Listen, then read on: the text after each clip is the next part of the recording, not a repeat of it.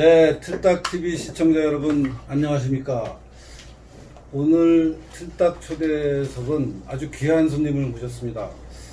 이화여대 한국학과 박사과정에 재학 중인 김다인 학생이자 지금 교수님, 강사이십니다. 어서 오십시오. 안녕하세요. 네, 틀딱TV 개국한 거는 좀 소문을 들으셨나요? 좀 직접 보신 영상도 있으신가요? 아, 그럼요. 제가 개국하신 순간부터 아이고, 구독을 해놓고 고맙습니다. 꾸준히 챙겨보고 있습니다.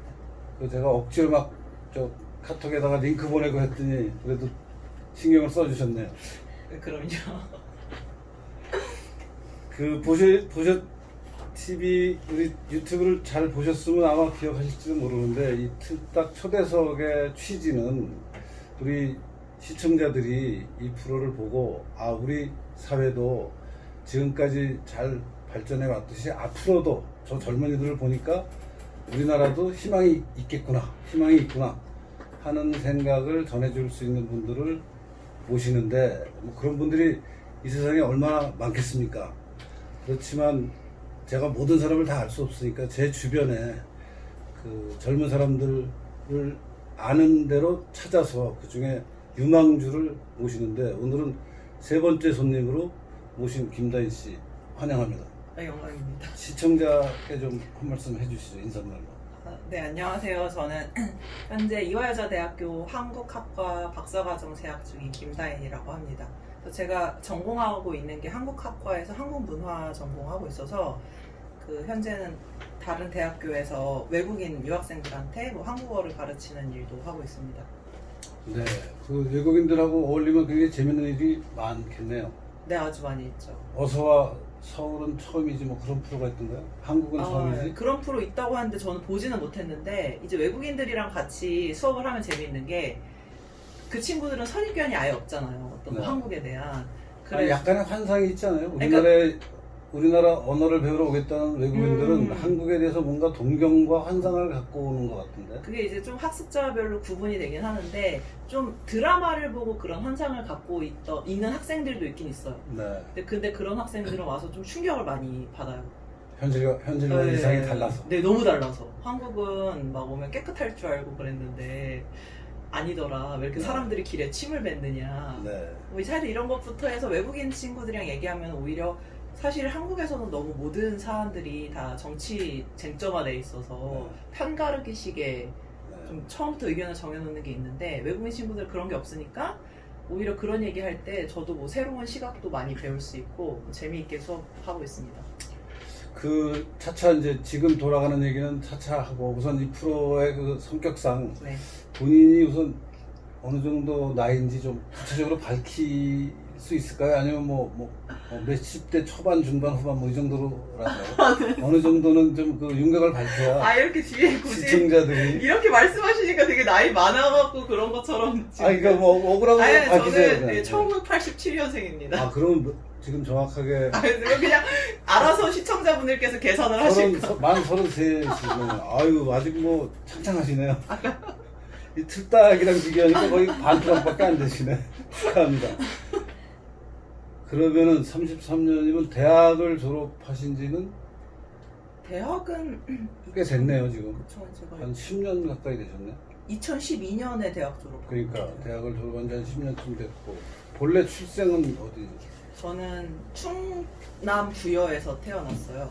중간 부에서 태어나서 거기서 쭉 살았어요? 아니요, 부모님이 이제 고향이 그쪽이시고 네. 저는 거기에서 한 2살? 이 정도까지밖에 안 살아서 기억은 거의 없고요. 그러면 그러고 나서는 어디 서울로 오셨어요? 그 다음에는 이제 아버지가 이렇게 여기저기를 다니시다가 네. 저희가 최종적으로 정착한 곳은 충북 음성이라고 하는 네. 아주 시골 동네였습니다. 꽃동네 있는데. 맞아요. 네. 그래서 이제 제가 거기서 초등학교, 중학교를 음성에서 다녀서 말씀하신 꽃동네에도 항상 학교에서 봉사활동 자주 가고 했던 곳인데 그래서 좀 시골에서 중학교까지를 다니고 그럼 고등학교. 그래서 제가 이제 중학교 때 공부를 잘했으니까 당연히 그러셨겠죠. 유망주께서. 공부를 잘했으니까 이제 뭐 또 시골 학교에서는 이게 네. 진학해라 했지만 네. 저 좀 시골이 너무 싫었어요. 아 그래요? 왜 보통 시골이 어린 사람들이 살기는 좋다 뭐 이런 막연한 동경을 하는 사람들. 그러니까 저는 막 요즘 서울 사람들이 무슨 나이 들으면 귀농할 거다. 그래서 참 시골 안 살아봐서 저런다 싶은 게 약간 제가 시골에 살았을 때 싫었던 게 제가 키가 되게 크잖아요. 네. 저는 중학교 때 이미 2키였어요. 그래서 네. 태어날 아. 때부터 컸어요. 네. 발육이 좋으셨군요. 부모님이 아주 유복하셔가지고. 아니, 그래서 제가 키도 크고 뭐 이렇게 공부도 잘하고 그러니까 이제 시골 사람 몇 명 안 근데 되니까. 본인이 스스로 자기 보고 자기가 공부 잘한다는 얘기하면서 사실 만나기 힘든데 오늘 귀한 분을 만났습니다. 아니 시골에서 시골이건 서울이건. 시골. 아 그래서 그 시골에서는 이제 공부 잘하고 했으니까 동네 사람들이 서로 다 알잖아요. 왜 네. 시골에서는 옆집 그렇죠. 젓가락 개수까지 안다고 실제로 그런 분위기였거든요. 젓가락 개수 다 아는. 그래서 그때는 핸드폰도 없던 시절인데 제가 학교 끝나고 어디 갔다가 집에 들어와요. 네. 그럼 집에 왔으면 엄마가 이미 알고 있어요. 제가 어디 갔다 왔는지. 거의 뭐 구글이네요. 그래서 제가 키가 한 172 정도 되는데 네. 중학교 때도 거의 170이 가까이 됐었어요. 그러니까 그게 항상 누군가가 나를 감시하고 있는. 느낌이 든다. 네, 그게 원래 작은 싫었어요. 공동체에서는 비밀이 없어요. 네, 그러니까요. 그게 너무 무섭고 좀 싫은 게 있어서. 그 대신 또 어려울 때는 다 도와주고 하는데 그런 거는 못 겪었어요. 어려운 일을 겪으면 어려운 일이 없었어요. 나를 도와주는 사람 어려운 어려운 일이 없었구나. 아니 뭐 중학생이 살면서 뭘 어려운 일이 있겠어요. 글쎄요. 뭐 그래도 중학생 때도 뭐 이상한 비리를 저지르고 숨어 다니는 사람들은 이미 있고 그러고. 아니 그래서 그런 조금 작은 공동체에 대한 좀 그런 게 싫은 것도 있고 좀 더 사실 공부를 막 잘한다 해도 그 반이 2반밖에 없었거든요. 네. 2반에서 뭐 전교 1, 2등 해봤자 몇 명 되지도 않는데 사실 공부 별로 열심히 하지도 않았는데 이게 공부를 잘하는 건지에 대한 것도 없고 그래서 좀 더 큰 세계에 대한 동경이 있어서 그 이제- 고등학교를 그래서 이제 제 충청도였으니까 네. 이제 충주 당시에 비평준화이었던 곳이 아직 충주 청준화 그때 평준화가 돼버려서 네. 그 충주 여자고등학교로 진학을 아 했죠. 충주여고. 네. 그래서 거기서도 또 계속 비교를 중학교 때 작은 단위에서 비교를 해서 우수했었는데 충주로 갔더니 그쵸. 거기서는 좀 그 역시 충주에 갔는데 10반인 거예요. 우린 네. 2반이었는데 네. 10반으로 늘었잖아요. 큰 물을 이제 드디어 원하던 큰 물을 만난 거 아니에요? 그쵸. 그래서 원래 제가 사실 처음에 고등학교 진학할 때도 막 많은 중학교 선생님들이 와서 회유를 하셨는데 이젠 좀 좋게 말하면은 회유인데 거의 좀 협박성으로 네. 뭐 협박하시려던 의도는 아니지만 지금 너가 여기에서 계속 1등하고 하면은 내신 잘 쌓아서 대학을 좋은 대학교로 갈 수 있는 서울대도 갈 수 있는데 괜히 그런 어설픈 데 갔다. 도시에 갔다가 거기서 성적 떨어지면 더 힘들어질 거다. 그래서 저도 사실 각오는 했어요. 내가 더 도시에 가면은 1등을 못 할 수도 있겠지. 그래서 결론적으로 1등은 못 했는데 2등 했어요. 처음에는 그래서 너무 떨렸는데 처음에 가서 그 첫 모의고사 고1 때. 네. 근데 꽤 좋은 성적을 거뒀어요. 꽤 좋은 게 좀 구체적으로 1등은 아, 1등 아니었고 아니에요. 그때 확실히. 전교 10등 안에 들었어요. 아유 굉장히 우수하죠. 근데 이제 그게 마지막이어서 그때 너무 자만을 한 거죠. 별거 아니네 별거 아니네. 얘네도. 그래서 그냥 개겼더니 성적이 그냥 떨어지는 낙엽처럼 떨어지는 거예요. 네, 그리고 제가 그때부터 이제 혼자 살기 시작했거든요. 부모님은 아직 그 시골에 계시니까. 아. 그래서 고1 때부터 혼자 살기 시작했어요. 아 그래서 좀 혼자 사는 그런 좀 혼자 핑계를 사는 것도 대자면 약간 비행으로 빠질 기회도 많이 있는데 근데 부모님의 감시가 없어서. 저희가 학교가 밤 11시 반까지 야자를 강제로 시키는 학교였기 때문에 비행에는 빠지고 싶어도 빠질 수 있는 시간이 없어서 아니 비행을 저지르는 분들은 그런 역경을 딛고 빠집니다. 그냥 저절로 빠지는 게 아니고 그런 감시를 뚫고 빠지지. 그냥 뭐 너 일로 가라 이렇게는 안 되는데 뭐 하여튼 그래도 굉장히 네. 의지가 있으셨네요. 공부를 향한 의지, 바르게 살자는 의지. 그것보다 어쨌든 저는 그 본분을 중시하는 삶을 언제나 살아서 학생의 본분이 공부하는 거잖아요. 뭐 그거 외에는 뭐 딱히 하고 싶은 생각 자체가 안 들었어요. 그래서 이제 대학을 진학하는 어떤 과정도 좀. 네. 아니, 그래서 저는 사실 뭐 항상 제가 여자 중학교, 여자 고등학교였고 어릴 때부터 이화여자대학교에 대한 꿈이 이제 네. 컸거든요. 근데 저는 이 정치적인 좀 의견이나 이런 게 고등학교 때 전교조 선생님들을 통해서 네. 스스로 투쟁의 길에 뛰어든 경험이 있거든요. 그러니까 정교조 선생님의 영도하에 그 길로 간 게 아니라 정교조 선생님을 겪으면서 정교조 선생님과 싸우게 됐다는 얘기죠. 그렇죠. 아주 좋은 자질을 갖고 계시네요. 근데 저도 그러니까 처음에는 구체적으로 그때 있었던 일을 기억할 수 있어요? 네. 뭐가 어떤 일이 가장 그 열받게 했었는지. 처음에는 중학교 3학년 때 사실 시작이에요. 중3 네. 때가 이회창 후보하고 노무현 후보가 대통령 네. 선거를 했을 때거든요. 또 그때는 사실 말했듯이 시골이고 아무것도 저는 모르는 네. 그런 순수한 시골 소녀였는데 충청도 분들은 그러고 워낙 어른이건 아이건 속이 깊어서 성함을 잘 모르죠 우리가. 그래서 뭐 정치 이런 것도 하나도 모르죠. 글쎄, 그런 거를 그때는. 어차피 우리가 몰라요. 알아도 몰라 우리는. 근데 그때 이제 제가 중학교 3학년 때 부반장이었는데 네. 저희 반 담임 선생님이 네. 그 선생님은 전교조도 아니었어요. 무슨 또 제3의 단체가 있었는데 네. 근데 무슨 신기한 단체 소속분이셨는데 처음에는 사이가 좋았어요. 아니, 선생님 근데 잠깐만. 그 선생님들이 어떤 단체에 속해 있다는 걸 학생들이 다 알게 돼요. 그때는 몰랐죠. 제가 나중에- 나중에 성인이 되고 나서 찾아봐서 알게 된 거예요. 아, 그렇죠. 그때는 그냥 학생들 그때는 입장에서는 몰랐죠. 저 선생님이 정교준지 아닌지 살짝 네.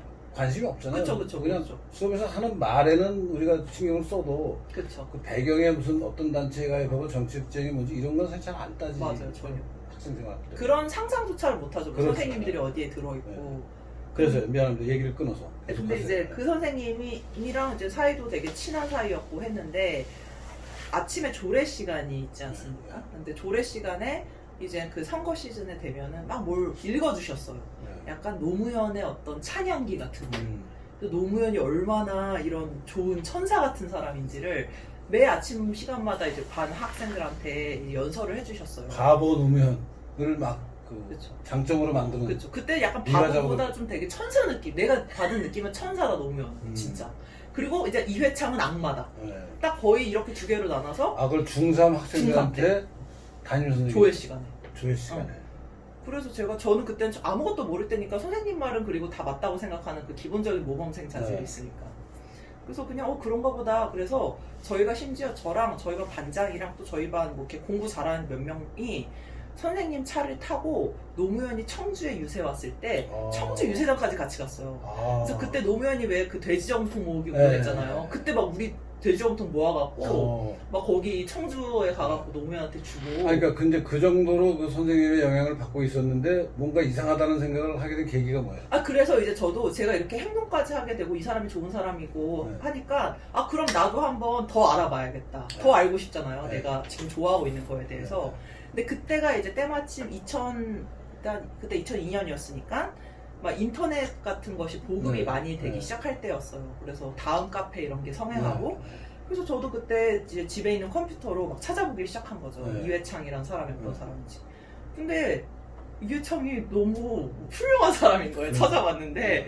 그래서 그때부터 약간 이상한 걸 좀 느끼기 시작한 거죠. 이 분명히 선생님은 이렇게 말했는데. 그래서 찾다 보니까 이제 그때 당시에 또 이회창 대표가 이제 박근혜를 네. 정치권에 영입하고 그러다 네. 보면 이제 박근혜라는 사람도 이제 알게 되고 네. 그러면서 박정희 이런 걸 제가 찾아보다 보니까 제가 보기에는 이 사람들이 훨씬 더 이 국가의 발전과 미래를 위해서 더 노력하는 사람들 같은데 또, 오히려 선생님은 이상한 방향으로 나를 끌고 간다는 그렇죠. 생각을 의심을 중3 때부터 그렇죠. 했다. 그때 처음으로 의심을 한 굉장히 거죠. 그 정치적 민감성이 뛰어난 분이에요. 요새 뭐 성인지 감수성 그런데 정치인지 감수성이 굉장히 발달한 분이에요. 뭔가 정치인지 감수라기보다는 약간 그 거짓. 네. 저- 위선. 네, 위선인지 위선인지 감지. 감수성. 네. 그래서 아주 훌륭한 자질을. 오늘 진짜 우리 틀딱TV에 오신 손님이 그동안 모신 손님들과 비교할 때 꼭 뭐 우열을 가리자는 건 아니지만 굉장히 훌륭한 자질을 가진 분을 잘 모신 것 같습니다. 계속 시청해 주시기 바랍니다. 네, 그래서 지금도 제 친구들이 이렇게 주변에 미선 떠는 사람 있으면 저한테 감별을 요청을 합니다. 교수님도 이제 필요하실 때 저한테 아니 나 그래도 사실 우리 뭐 오늘 처음 만난 게 아니잖아요. 우리가. 그쵸. 좀 그동안 뭐 이런저런 일들을 같이 했는데 부분은 우리 다희 씨가 항상 그 앞에서 위선 떠는 인간들을 향해서 날리는 그 멘트 아주 직선적인 멘트가 사실 은근히 마음에 들더라고요. 내가 그래서 굉장히 마음속으로 흠모하고 있었어요. 그래서 저는 어쨌든 그때 그 선생님이랑 결국엔 사이가 틀어졌어요. 네. 이제 제가 그러니까 왜냐면 중3 때 틀어진 거야 아니면 나중에? 아니 중3 때 당시에 이미? 왜냐면 저는 이미 중간에 파악을 했잖아요. 그때 아직 대선 전이었어요. 네. 전에 선생님한테 이제 이런 자잘못 왜 선생님 말 틀린 것 같다 네. 이런 식으로 반론을 제기를 했죠. 네. 근데 이제 어차피 그들은 거짓을 말하고 있는 것이기 네. 때문에 제가 어떤 질문을 했을 때 거기에 막 대답을 논리적으로 해주는 게 아니라 막 따르 약간 시키지. 권위를 내세운다든지 이런 식인 네. 거예요. 희화화시켜서. 그래서 이제 저를 그때부터 괜히 막 트집을 잡으시는 거죠. 그래갖고 막 저 맞기도 체벌도 많이 당했고 그 선생님한테 막판에는. 근데 그러다가 그래서 막판에 제가 그 선생님이랑 거의 왼수를 졌는데 제가 아까 고등학교를 다른 학교로 진학했다고 했잖아요. 근데 이제 제가 또 민망하지만 공부를 잘했기 때문에 당시에 저희 교장 선생님이 무조건 저를 우리 거기가 중학교 고등학교 같이 있는 학교였어요. 네. 그래서 그 고등학교를 무조건 진학을 시키게 하려고 네. 동계 진학이라고 옛날에. 그냥 그런 거 그래서 저를 계속 오라고 했는데 제가 교장 선생님한테 불려갔을 때 저는 우리 담임선생님 이름을 말하면서 저는 그 선생님이 이 학교에 있기 때문에 이 학교에 가지 않겠습니다. 진짜 당참 학생이었군요. 네. 그래갖고 나중에 얘기 들어보니까 그 선생님이 교장 선생님한테 불려가갖고 혼났다고 하더라고요. 하나도 싸네요. 제가 왜 그걸 알게 됐냐면 갑자기 그 다음 날에 그 담임 선생님이 저한테 편지랑 과자를 제 책상 위에 선물로 화해하고 싶다 약간 이런 식으로. 물론 저는 거절했죠. 이렇게 그런 식으로 하고 이제 또 고등학교를 가봤더니 그나마 제가 중학교는 사립학교여서 네. 다른 선생님 중에는 그런 정치적을 띈 선생님이 한 분도 안 계셨어요. 네. 오직 그 선생님 네. 한 명이었어요. 근데 이제 고등학교는 공립학교다 보니까 네. 이제 전교조분들이 많았죠. 네.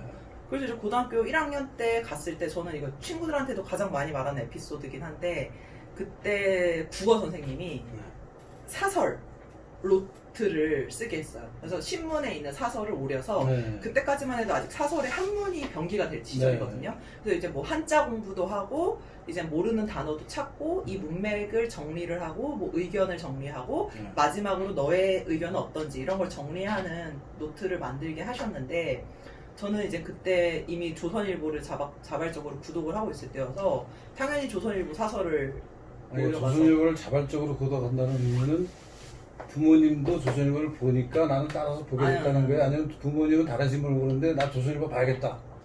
그러니까 부모랑 같이 살 때가 아니었네. 이게. 그쵸. 고등학교 혼자. 네, 혼자 맞으면 자취인지 하숙을 할 때. 자취할 때. 내가 골라서 신문을 맞아요. 봤다. 네. 그래서 저는 그때가 처음으로 이제 제가 조선일보를 시켜서 제 자취방에 보던 때였기 때문에 당연히 조선일보 사설을 골라서 이제 사설 노트를 항상 써갔는데 조선일보에서 무슨 상패라도 하나 드려야 될 그러니까요. 제가 그거를 어필을 많이 하고 이 있습니다. 이 영상을 보시는 조선일보 관계자께서는 김나인 씨에게 꼭 연락해서 열렬한 20년 넘는 구독자. 아니 현재 구독을 안 하고 있어서. 그래도 인터넷으로 보실 거 아닙니까? 아니, 현재 인터넷으로도 안 봅니다.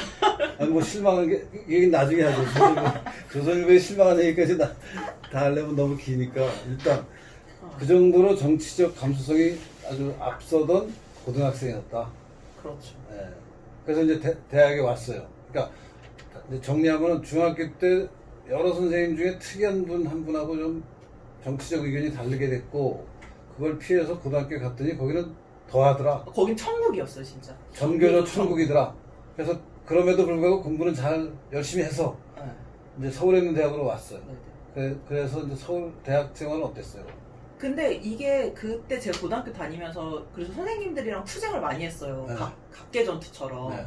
근데 그때 문제점이 사실 그때 학생들은 관심 전혀 없거든요. 또 그렇죠. 여고고. 그래서 선생님이 하는 말은 다 맞거니 하고 저는 이제 친한 애들한테 야 그게 사실이 아니다. 네. 그 친한 친구들한테는 설득이 되지만 제 전교 생활에서한테 설득할 수는 없잖아요. 그렇죠.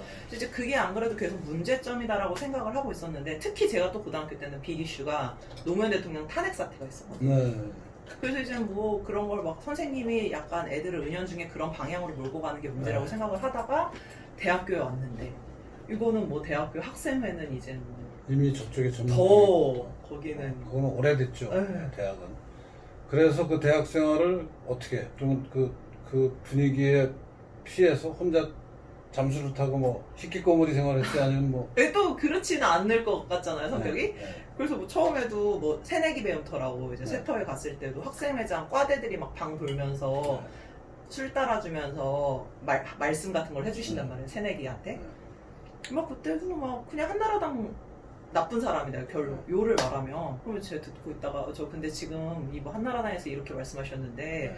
그거는 좀 저는 생각이 틀린데요? 네. 이런 식으로 말을 네. 했어요. 네. 새내기 때부터.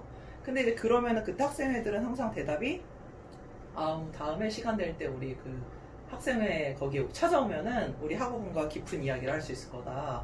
그러면서 그렇게 대학 생활을 시작하고 뭐 대자보 같은 것도 많이 붙어 있잖아요. 네. 그럼 대자보도 막 봤는데 다 너무 말도 안 되는 말이 많아갖고 그때는 저는 어디 단체에 소속돼 있는 게 아니니까 혼자 포스트잇에다가 써갖고 리플 달듯이 요즘에 어, 거기다가 막 대자보에다가 리플처럼 이렇게 대단하네. 달고 근데 이제 이게 아무리 그래도 제가 힘이 없죠. 네. 그래서 이거를 조금 변해야겠다라는 생각을 하던 차에 제가 2008년에 그 영국으로 어학연수를 갔어요. 1년 동안. 네.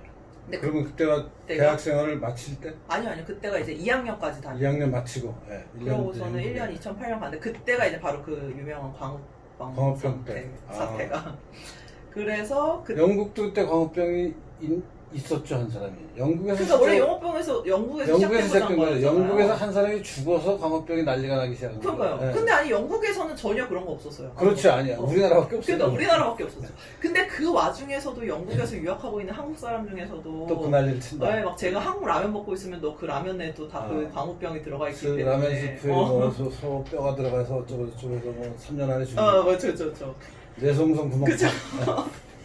그래서 이제 그나마 다행인 거는 그때는 지금처럼까지 인터넷이 막 발달하지 않았고 저는 이제 노트북도 안 들고 갔었거든요. 그때 네. 영국에 갈 때. 그래서 한국 생활을 당시의 상황을 100%는 몰랐어요. 그냥 대충 어느 정도만 알고 있고. 근데 지금 생각하면 그때 한국에 없었던 게 굉장히 정신 건강에 도움이 많이 된 것 그거는 같은데. 맞는 말입니다. 그때 나는 대학에서 이제 연세대학에서 교수 생활을 한 지가 한 10년쯤 됐을 텐데 정말 너무 어이없는 상황이에요. 학생들은 이거 말이 안 되는 일에 막 흥분해서 다 같이 광화문으로 가자. 안 가면은 그쵸. 자기들끼리도 막 너 왜 안 가냐고 바보 취급하고 그쵸. 너무 어이없는 상황이었어요. 아무튼 그래서 이제 영국 갔다가 근데 어떻게 이제 제가 이 말씀 드리는 이유가 어떻게 보면은 그 광우병 사태 때문에 또 이제 깨달은 학생들이 일부가 있거든요. 그렇겠죠. 그래서 네. 제가 이제 한국에 돌아와 봤더니 이제 저도 그 전에 이미 나도 이렇게 혼자서 개인 플레이 할 게 아니라 네. 이런 같은 생각과 목소리를 낼 수 있는 학생들을 같이 활동하면 좋겠다라는 생각을 하고는 있었는데 네. 이제 마침 봤는데 지금 한국대학생 포럼이라고 하는 그 유명한 한대포. 네. 네, 그 조직을 이제 1기 회장이 이제 만들려고 준비를 하고 있었던 거예요. 네. 그래서 학교가 옆 학교, 연세대. 거기는 연대고 네. 저는 이대니까. 그래서 그분이 그거를 만들 때 이제 알게 돼서 그분을 어떻게 알겠어요? 그러니까 막 찾았어요? 아니면 뭐 그러니까 그게 궁금해요. 아니, 이념적으로는 맞을 것 같은데. 왜 이렇게 이것도 창피 되게 나는 이거 어떻게 하느냐고 질문 진짜 많이 받거든요 처음에. 그러니까. 아니 누구나 이게 처음에 알게 되면 뭐 계기가 있잖아요. 그러니까 이게 되게 창피한 게 창피할 일은 아닌데 그때 당시에는 제일 유명했던 SNS가 싸이월드였어요. 싸이월드 유명하죠. 그래서 저도 이제 싸이월드를 열심히 했었는데 싸이월드에 거기에 뭐 다 모두가 볼 수 있는 게시판 같은 게 있었거든요. 네. 그래서 거기서 사람들이 뭐 사람도 구하고 이런. 네. 근데 어느 날 제가 싸이월드 게시판을 보다가 무슨 대학생 단체를 만든다는 글을 본 거예요. 네. 근데 그 글에는 정치적으로 이게 좌우라는 그런 게 없었어요. 표시가 안 되는. 아주 그냥 중립적인. 네, 뭔가 중립적인 거였어요. 네. 근데 이제 아까 말했듯이 저는 그 감지를 잘하잖아요. 아, 보자마자 이거는 100% 우파다. 바로 글만 감지를. 보고. 네, 글을 보고 야, 감지를 했죠. 독심술이 있구나. 그래서 제가 그 쓴 사람한테 이제 그러니까 당시 1기 회장이죠. 그 사람한테 싸이월드 쪽지를 보냈어요. 제 소개와 함께 이런 사람인데 당신이 올린 이거에 관심이 있다. 그랬더니 이제 거기서 되게 조심스럽게 이제 거기도 내가 이게 그렇죠. 정치 성향을 안 밝혔으니까 프락션 들어오는 걸지도 모르니까. 네. 조심스럽게 이제 약간 이런 여기가 우리가 좀 그런 보수 단체다 이런 식의 뉘앙스의 말을 또 했는데 그냥 거기서도 너무 조심스럽게 말하더라고요. 그래서 그냥 제가 답답해서 안다. 네. 그냥 그런 단체인 거 알고 내가 연락한 거니까 그런 거 걱정하지 말아라. 그래서 이젠 뭐 여기 신촌에 있는 그때 할리스였나 거기서 만나서 네. 이렇게 한국대학생 그러면 포럼이라고. 완전히 창립 member 중에 한 분이네. 네, 한국 저- 대학생 포럼에. 그렇죠. 그게 그래서 생긴 게 공식적으로 그게 생긴 게 2009년. 2009년. 첫 회장은 누구였어요? 그게 1기 연세대학교 변종국. 아, 변정국 지금 동아일보 기자. 네. 아, 우리 변 기자가 그렇게 훌륭한 배경을 갖고 있었군요. 네, 훌륭하신 네. 분이죠. 언제 한번 불러야겠네요. 이 프로. 아유, 못 나올 거, 아마 회사 때문에 못 나올 겁니다. 뭐 가면이라도 쓰거나. 그래서 한국 대학생 포럼을 사실 나는 한국 대학생 포럼 나는 나대로 또 그 연세대 윤주진이 거기 출신이잖아요. 아예 2기 회장을 했죠. 윤주진 때문에 이제 처음 알게 됐어요. 네. 한국 대학생 포럼이라는 게 있구나 하는 거를. 그리고 나는 사실 굉장히 그런 조직이 있는 걸 알고 너무 반가웠어요. 왜냐하면 비슷한 상황에서 계속 혼자 학생들 그룹 중에서 그래서 나하고 좀 정치적으로 의견이 맞는 사람들이 있어야 되는데 전체 국민의 의견 분포, 이념 분포를 보면 당연히 있어야 되는데 이 사람들은 조직화가 안 되는 거예요. 그리고 저쪽 애들은 너무 과잉 조직화가 돼서 항상 그런 일에 시달리면서 그런 학생 그룹이 없을까 하는데 윤주진을 통해서 그런 단체가 있는 걸 알고 굉장히 반가워했던 기억이 납니다. 그러면은 그렇게 해서 이제 정치적인 문제에서는 이제 뜻이 맞는 동료, 선후배들을 만나서 뭐 나름 여러 가지 활동을 했겠네요. 뭐 우파 단체에서 그렇죠. 활동하는 거.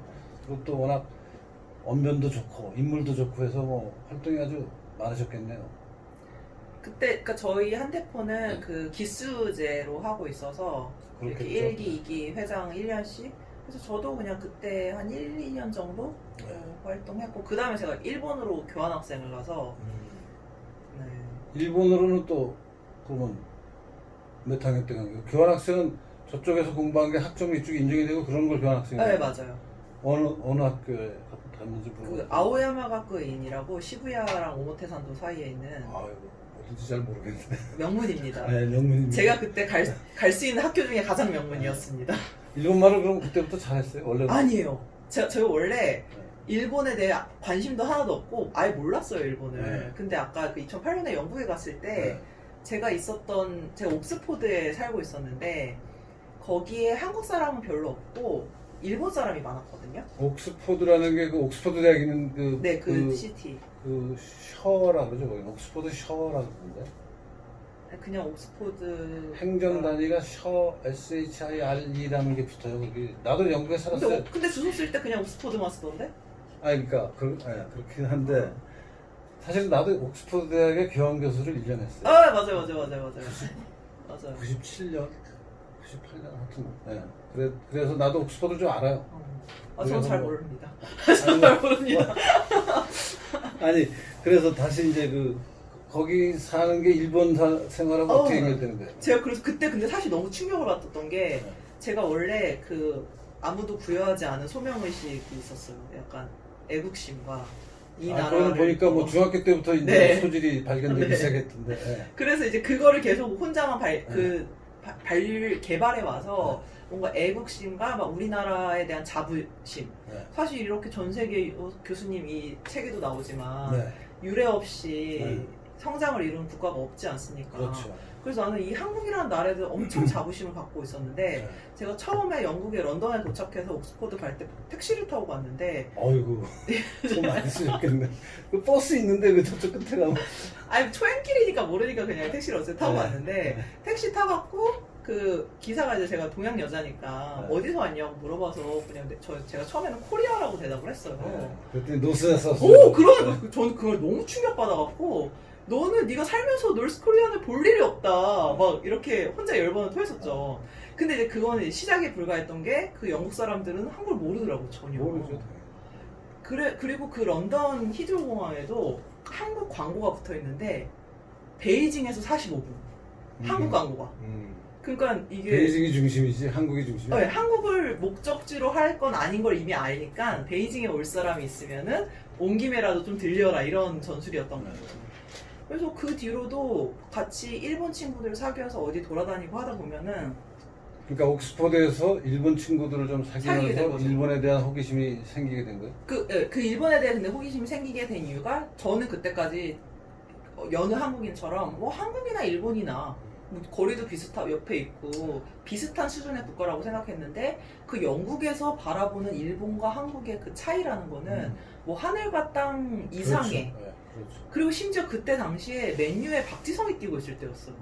그래서 막 한국 사람들 엄청 자랑스러워하고 근데 제가 홈스테이 했던 홈스감도 엄청 축구 광팬인데 박지성 모르더라고요. 그렇죠. 그 너무 근데 그땐 진짜 너무 충격이었어요. 그 어린 나이에 그때 영국 나이 20살인데 20살 때 왜 나 이 자랑스러운 우리 조국이 이 정도 대우밖에 못 받는 거야.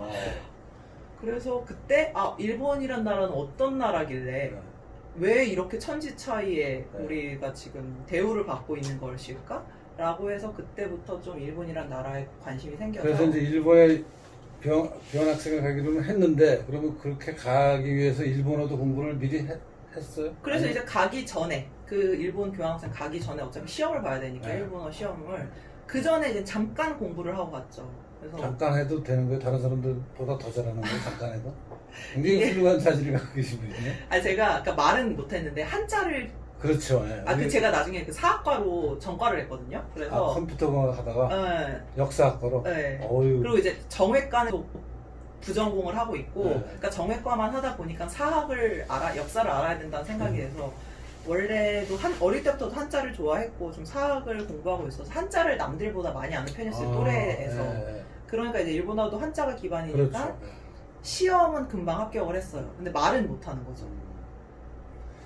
그 한자 문화권에서 사실 한자를 쓰고 읽을 줄 알면은 일본어를 배울 때 정말 서양 애들은 한자를 그려요. 완전히 그림 그리듯이 그리는데 우리는 이제 이 획을 아니까 엄청난 차이가 있는데 하여튼 그렇게 해서 일본에 가서 일본의 명문대학에 가서 이제 네. 1년을 공부하고 돌아와서 졸업을 하고 네, 그렇죠. 그 다음에 졸업 후에는 근데 이제 이미 조금 그때 이미 일본 갔다 오고 이럴 때는 그때는 좀 이런 많이 정치 활동, 청년들의 정치 활동 이런 거에 약간 회의감을 좀 많이 느끼고 있을 때여서 이제는 이런 활동은 안 하고 그냥 내가 하고 싶은 거. 그래서 이제 대학원으로 가겠다는 생각을 하게 된 거예요. 처음에는 그냥 회사에서 일을 했는데 일해 보니까 그냥 공부가 더 쉽고 더 제가 하기 좋아하는 것 같더라고요. 내 생각에 그 성격 때문에 직장 가서 일하면 쫄병 생활할 때는 되게 힘들었을 거예요 아마. 그쵸. 그 싸우고 뭐 이러다가 근데 차라리 공부하자 그게 아주 현명한 판단이었던 것 같아요. 근데 싸우진 않아요. 제가 또 일해 보여도 저는 어디 조직에 들어가면 또 조직에 대한 충성심이 있기 때문에 그 싸우지는 않죠. 근데 대신 그만큼 다 내가 어떻게든 일로 해서 때우려고 하니까 여기 꼬자가 좀 필 것 같은데 싸우진 않아서. 아닙니다. 아무튼 그건 그렇다고 네. 치고 그래서 이제 약간의 이 진로 모색 기간을 거쳐서 대학원으로 가서 공부를 네. 하겠다. 네. 그 한 거는 언제쯤이에요? 대학원 2014년에 이제 석사 2014년에 석사 입학? 입학했죠. 그렇군요. 그럼 지금부터 6년 전에 그러면 그 사이 이제 석사 입학해서 한국학과에. 한국학과, 한국문화전공. 그러니까 한국학과라는 게 사실 대학에서 약간 애매한 위치에 있잖아요. 그 한국학과라는 것 자체가 애초에 거의 없고 협동 과정이잖아요, 대부분. 근데 이제 이대는 이미 80년대에 한국학과를 개설을 했었어요. 인문대에. 그러니까 학과를 개설했다는 거예요? 아니면 그 코스를 개설하고 그러니까 한국학하고 관련된 예컨대 사회학과 과목 A, B, C는 한국학 관련 과목이다 인정을 하고 또 정치학에서도 뭐 이 세 과목은 그래서 이제 이렇게 학교 전체에 널려 있는 과목 중에 한국학이라고 얘기할 수 있는 걸 다 다시 나열을 해서 이 중에 몇 과목을 들으면 석사를 한다 이렇게 돼 있어요. 그런 게 아니고 그런 게 아니고 그런 게 아니에요. 네. 그러니까 어떻게 저희 됐어요? 처음부터도 연계 전공이라고 해서 한국학과 개설 과목이 따로 있었고 네. 그러고 이제 그러다가 나중에 국제대학원이 생기면서 네. 아예 단독 학과로 국제대학원 안 하네 네. 한국학이 있구나. 그러니까 국제대학원은 보통 한국학이 아니고 국제학과. 그러니까 다른 나라 연구하는 걸 보통 국제학이라 그러면 아니면 통상 뭐 이런 걸 하는데 이대는 한국학과를 아예 국제학대학원에 국제대학원 안에 국제학과하고 한국학과 이렇게 두 개가 있어요. 예. 그래서 이제 어떻게 보면 그냥 한국학 자체도 그런 지역학으로서의 한국학 개념도 있기 때문에 그렇게 되고 또 저희가 외국인 학생들이 많거든요. 석박사 과정에도. 그래서 석사 논문을 그럼 쓰셨겠네요. 네, 썼죠. 어떤 주제로 썼습니까? 그때 저는 그 영화 국제시장이라는 국제시장. 네. 네, 그 영화 뭐 진짜 감동적으로 봤는데 네. 그 영화에서 보면은 정말 이 한국의 현대사, 한국의 근현대사의 가장 주요한 사건들이 모두 나타나 있지 않습니까? 그래서 그 사건들이 제 생각에는 지금 한국인의 어떤 뭐 가치관이라든지 지금 한국인의 문화적 행태 이런 거를 결정짓는 많은 요인들을 보여준 영화라고 생각을 해요. 그렇죠. 그 영화 사실 저도 처음 볼 때 이렇게 막 눈물이 찔끔 그러니까요. 나는. 그거 보고 아는 사람을 못 봤어요. 그러니까 그 현대사가 거기 압축돼서 들어가 있잖아요. 맞아요. 길 가다가 막 애국가 나오는 사람들이 서서 이 어. 가슴 이것도 하고. 그래서 그 이제 영화를 분석하는 논문을 써서 그러니까 영화를 분석했다기보다 이제 그런 데서 나와 있는 걸 꼭지로 잡아서 이게 뭐 굳이 말하자면 어떤 한국인의 문화 코드, 한국인의 문화 DNA 같은 거를 네. 분석하는데 그 요소를 써서 쓴 사실은 내가 모르는 척하고 질문을 했지만 그 석사 논문을 제가 일찍이 읽어보고 굉장히 훌륭한 논문이다라는 생각을 했었어요. 그래서 다시 김다인을 내가 그 논문을 보고 이거 다시 봐야 되는 사람이구나, 이거 함부로 볼 뿐이 아니구나 하는 생각을 했었습니다. 우리 시청자 여러분들께 제가 오늘 고백하는 겁니다. 네, 감사합니다. 그리고 석사를 마치고 계속해서 박사과정에 진학을 해서 지금 네. 코스웍을 지금 아직 하고 했어요. 다 수료는 마치고 하고 이제 논문만 논문을 쓰면 쓰는 단계고, 논문의 주제나 뭐 프레임은 잡혔습니까? 그게 항상 이제 그 공부하는 마지막 단계에 네. 넘어야 될 산입니다. 네, 맞습니다. 그거를 이제 그게 사실 굉장히 어렵죠. 주제를 뭘 잡고 지도교수를 누구로 하고 논문은 어떤 방식으로 어떤 주장을 할지를 선택하는 게 이리 갈까 저리 갈까 차라리 돌아갈까 네. 하는 고민을 항상 누구나 공부하는 학자의 길로 가는 사람이 겪어야 될 마지막 단계의 큰 산인데 잘 슬기롭게 넘어가시길 바라고, 앞으로는 어떤 활동을 크게 봐서 뭐 될지 안 될지 몰라도 현 단계에서 그래도 희망하는 게 있을 거 아닙니까? 나는 이렇게 되고 싶다, 이렇게 일단 하고 싶다 가장 하는 가까운 희망은 박사학위를 따는 거. 물론이죠. 그건 당연히 하실 거라고 믿어 의심치 않고, 그럼 박사학위를 받고 나서는 뭐 국내에서 해외에서 연구나 가르치는 기관에 가서 네. 국내를 선호해요, 해외를 선호해요? 일본 뭐 사실 어디가 됐든 그냥 일자리가 있는 곳이 일단 물론 좋은데 일자리 얻기가 어려운 때니까. 이게 한국 문화를 공부하면 할수록 정말 한국 사람들은 자기가 한국인이니까 당연히 내가 한국 문화 다 알고 있고 내가 이런 행동을 하는 거 당연하다고 생각하는 거. 그렇죠. 사실 세상에 당연한 게 아무것도 없거든요. 그래서 이제 그런 걸 공부하다 보면은 이 한국 사람한테도 가르쳐 주면은 흥미로워하는 부분이 굉장히 많이 있어요. 네. 그래서 뭐 기회가 된다면 한국 사람들한테도 그런 한국 문화를 좀 더 진지하게 바라볼 수 있는 네. 그런 강의를 할 수 있는 기회가 있으면 좋겠고, 뭐 근데 아무래도 저희 과도 졸업생들도 보면은 뭐 강사나 교수하고 있는 사람들이 대부분 해외 대학에서 하고 있는 사람들이 네. 많습니다. 요새는 그리고 해외에서 한국 학수가 그래도 옛날이랑 비교하면 많이 늘었어요. 네, 많이 늘고 많이 있어요. 늘었어요. 그러니까 전반적으로 우리나라 경제가 발전하고 국가가 이렇게 좀 국제적인 위상이 높아지면서 과거랑 비교하면 정말 너무나 많은 외국에서의 관심이 한국에 쏠리고 있는 것 같아요. 아주 구체적으로는 유학생도 많이 늘어났고, 우리나라 뭐 노래가, 우리나라 대중가요가 난 저렇게 해외에서 불리게 될 줄은 정말 제가 어렸을 때만 해도 있을 수 없는 일이었어요. 그렇죠. 근데 이제 막 너무나 당연한 일이 됐으니까, 그러면 그런 현상들을 분석해서 의미를 해석해주는 일을 앞으로 하시게 되겠네요. 네, 그래서 조금 더 약간 우리가 한국 역사나 문화를 바라볼 때 어떤 사안이 됐든 너무 소소하게 보는 게 가장 큰 문제라고 생각을 하거든요. 그래서 조금 이런 맥락 속에서 역사와 문화를 바라볼 수 있게 저도 그런 맥락으로 공부를 하고 뭐 좀 저술도 남기고 해서 그런 성과를 좀 축적하는 게 가장 큰 꿈입니다.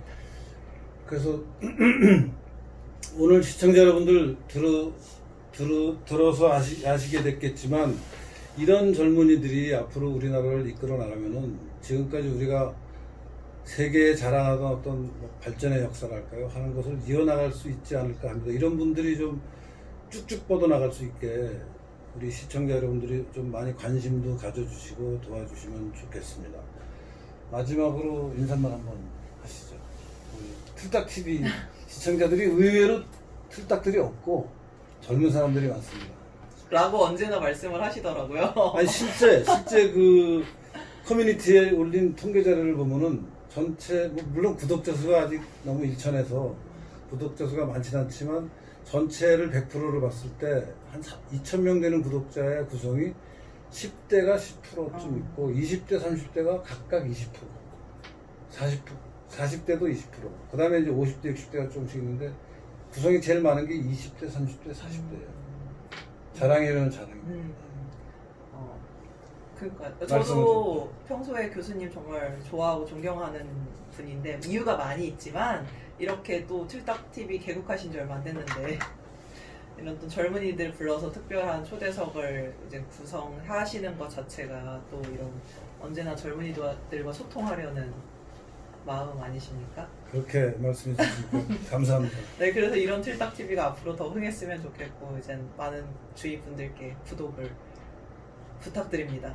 네, 시청자 여러분, 오늘 초대 손님으로 모신 김다인 이화여대 박사과정 앞으로 관심 있게 지켜봐 주시고요. 오늘은 이렇게 마무리를 하겠습니다.